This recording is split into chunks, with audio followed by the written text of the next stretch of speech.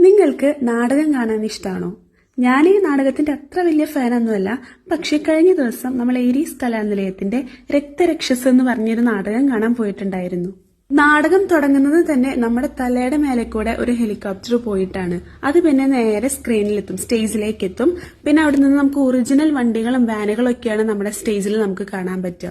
പിന്നെ ഏറ്റവും എടുത്തു പറയേണ്ട ഒരു സംഭവം എന്താണെന്ന് വെച്ചിട്ടുണ്ടെങ്കിൽ, നമ്മൾ കണ്ണൊന്ന് അടച്ചു തുറക്കുമ്പോഴത്തിനാണ് ഇവർ സ്റ്റേജിലെ ഓരോ സെറ്റിങ്സ് മാറ്റിയിട്ടുണ്ടാവുക.